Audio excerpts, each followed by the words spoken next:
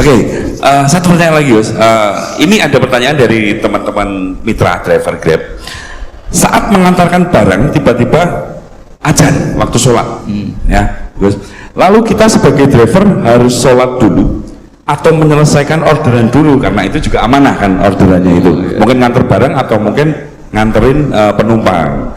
Mengingat barang tersebut sudah ditunggu pemiliknya dan penumpang tersebut juga sudah ada janji yang lain, pokoknya gitu. Nyuwun pencerahannya, Gus, gitu. Begini ya, ini kan fikih sosial ya. Saya jawab, ini memang harus pakai fikih, nggak pakai rasa. Saya ulang lagi, pakai fikih, nggak pakai rasa. Waktu sholat itu kan banyak ya, diantaranya maghrib dan isya, duhur dan asar, terus subuh sendiri. Ya, ben sampean belajar fikih, orang belajar tasawuf ya. Nah, kalau subuh itu tidak ada toleransinya kalau waktunya sudah tinggal 10 menit karena tidak ada jamak. Ya, tidak ada apa? Jamak. Sehingga misalnya kalau kamu ngojek waktu tinggal 10 menit ya harus sholat. Tapi kalau sekedar dengar azan ya, ini penanyanya kayaknya itu teman kamu, jadi fikihnya kayak kamu, gak jelas. Azan itu kan bukan akhir waktu sholat. Azan itu bukan akhir waktu sholat, tapi awal sholat. Itu tidak harus supir Grab, tidak harus supir Gojek. Meskipun kamu makan ada azan ya teruskan saja, kan tidak akhir waktu sholat. Anda menerima tamu, gendong anak, atau sedang nyupir, atau sedang bercengkrama sama teman. Kalau ada azan ya nggak apa-apa, misalnya diteruskan. Kan bukan akhir waktu sholat. Yang benar-benar harus ditinggalkan itu kalau waktu sholat misalnya tinggal 7 menit. Atau tinggal 8 menit. Waktu yang mau tidak mau kamu harus tasarrufkan, kamu peruntukkan injury time gitu. Ya, injury time. Nah, gitu aja kok nggak tahu ya. Nah, lalu misalnya, kalau pertanyaan tadi mestinya kelasnya itu kelas afdoliyah. Utamanya gimana? Kalau wajibnya belum ada karena kan waktunya masih panjang. Jadi pertanyaannya bukan wajibnya tapi sebaiknya, karena ini semuanya belum mendesak kan. Andai kan kamu teruskan nganter barang kan tidak ada jaminan waktunya habis. Padahal kalau kamu memaksa sholat, mungkin citra kamu sebagai supir Grab tidak baik karena dianggap mengabaikan konsumen. Nah, terus kedua menyangkut jarak. Oke, seperti itu. Nah, sekarang kalau pertanyaannya dibalik, makanya yang dibalik ini agak ribet. Waktu sholat tinggal 8 menit.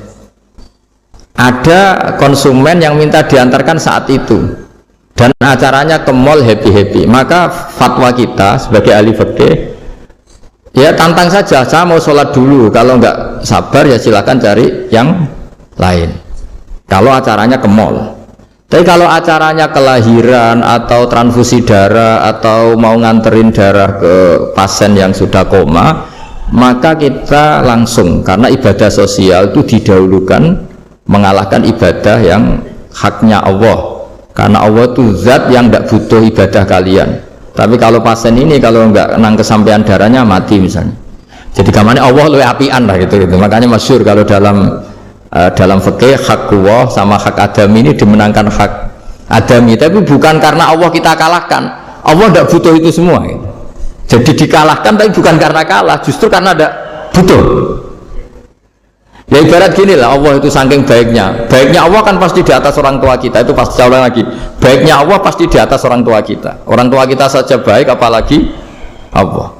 Misalnya orang tua kamu butuh uang 5.000, adik kamu butuh uang 5.000, adik kamu yang kecil atau ya, kira-kira orang tua kamu itu nyuruh dikasihkan beliau apa adik kamu, kira-kira saja ke adik kamu. Nah, Allah itu saking baiknya, hal yang terkait Allah, misalnya tadi sholat tepat waktu sama ibadah sosial itu disuruh ibadah sosial, karena ini kalau nggak kesampaian transfusi darahnya atau apalah, atau kamu dokter yang harus mengurus operasi waktunya tinggal 5 menit, kamu harus ngoperasi pasien dulu karena Allah bisa menerima sholat kamu. Nah, tak terangkan lagi, ini fikih terus. Lalu sholat yang apa? Kalau sholat itu antara maghrib dan isya dan nanti yang terlambat itu maghrib, kita ngikuti ulama yang mengatakan jika ada darurat maka maghrib dan isya boleh dijamak meskipun tidak atas nama pergi. Kan jarak kamu kan tidak jarak masafatu qasrin. Artinya apa? Misalnya saya dokter, harus operasi, waktu saya tinggal 8 menit mau maghrib, ternyata harus ada operasi. Kalau saya nggak nangani, mati. Saya harus operasi, dan nanti waktu saya maghrib habis itu tidak harus dikatakan kodok atau yang mengeluarkan maghrib dari waktunya. Bisa saja menurut ulama dianggap boleh dijamak takhir dengan isya, karena kondisinya masih waktu jam'in. Begitu juga duhur dengan asar.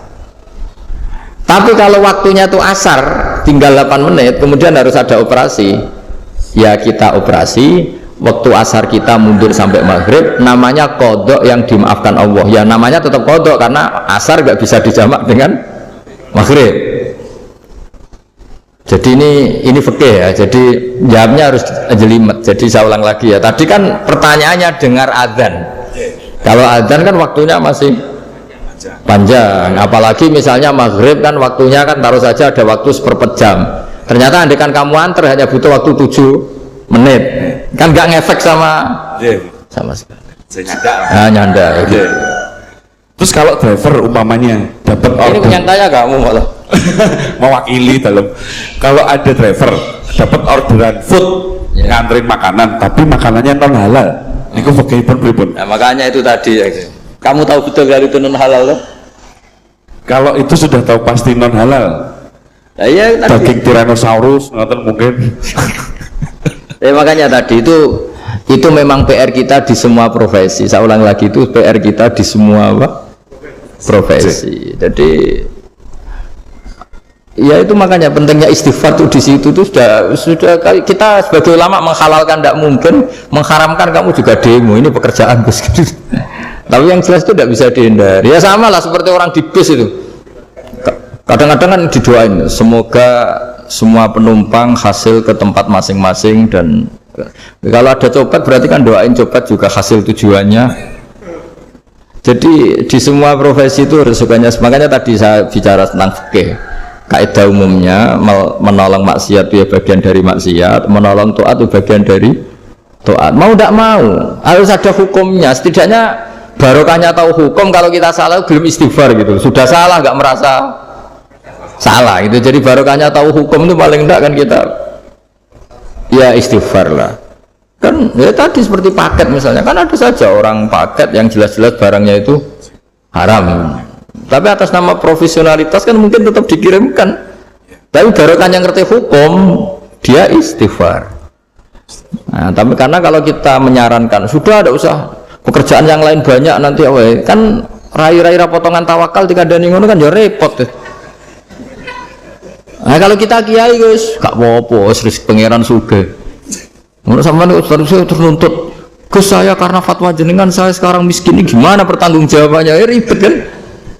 Tapi saya ulang lagi, itu seninya ngelola kehidupan semuanya seperti itu. Jadi makanya kita nggak pernah berhenti berdoa Robbana zolamna anfusana, karena dalam sisi semua hidup kita pasti ada unsur nggak benernya gitu. Ya saya ulang lagi, pokoknya kaidah umumnya itu menolong taat itu ya ikut bagian dari taat, menolong maksiat ya bagian dari maksiat. Tapi ya tadi ya kita harus istighfar kan. Cuma tadi yang jelas-jelas maksiat dan kita tidak tajassus. Saya ulang lagi, tidak tajassus itu neliti wong nanti jelimet nih. Jadi misalnya ada perempuan mau ngojek ke sini ya diantar saja, jangan tanya detail. Itu apanya mbak? Hubungannya dengan kamu apanya? Wah ya ribet kalau jadi kepo. Jadi ya tidak perlu gitu. Hanya sudah umumnya orang saja sudah.